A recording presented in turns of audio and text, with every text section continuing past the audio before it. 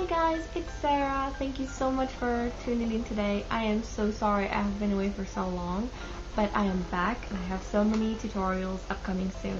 Today I will show you how to make this awesome Rise of the Tomb Raider atlas that Lara finds in the game. It helps her unlock some stuff. I'm not gonna spoil anything, but it is super easy to make, and it has a functioning light that you can twist on, or if you need to change the battery you can just twist it off and change that battery right there. I will link you to everything that I used below, and I would like to also thank Jessie TR. She's the one who provided me with all these little designs and complicated stencils and everything. I wouldn't have been able to do it without you. Thank you so much, Jessie. So yeah, sit back, relax, and enjoy. So I started out by making a quick template out of the picture that Jessie sent me, then moved on to making a 3D paper version to make sure that I don't make any mistakes later with the foam board. It's not a necessary step, but it was really helpful for me, especially right when you close the structure. You don't want to close it on the wrong side, if you want to be accurate.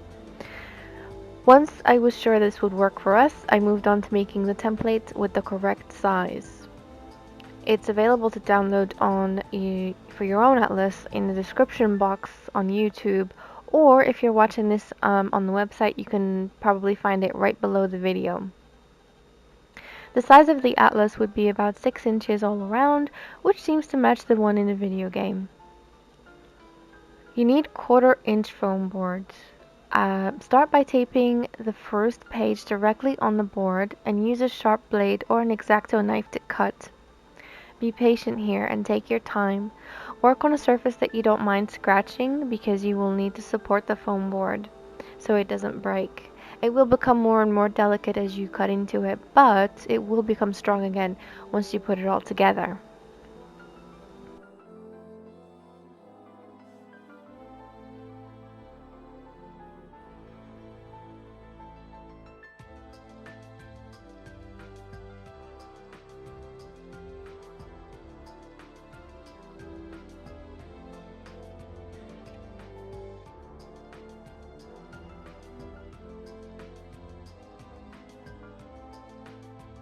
Once you have all your pieces, it's time to glue them, but first we need to install the light. This particular light can be twisted to turn it on and off, so what we need to do here is trace the shape around the corresponding side and cut slowly so we can place it inside.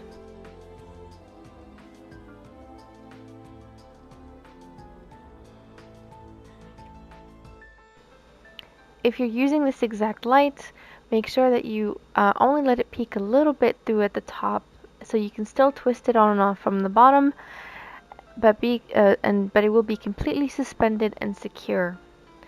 Then cover the top with hot glue. Don't be shy here. You need to make sure that it's on tight.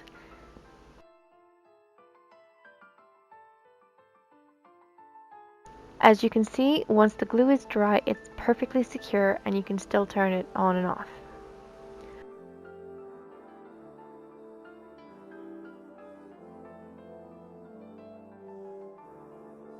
Now for the tricky part.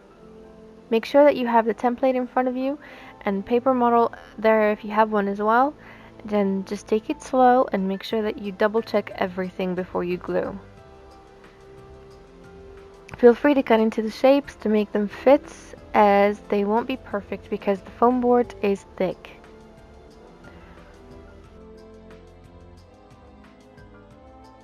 This is an example of how I made mine flush. I just shaved off the excess on the inner corner at a 45-degree angle, and it made it possible to get that perfect seal, as you can see here. Again, don't be afraid to cut away at the excess to make this work for you. That 45-degree angle method on the inner sides works like a charm.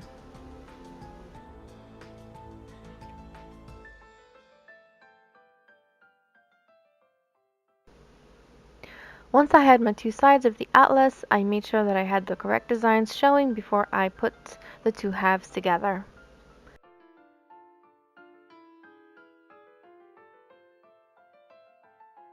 Just hold it down until the glue dries, and you're done for now.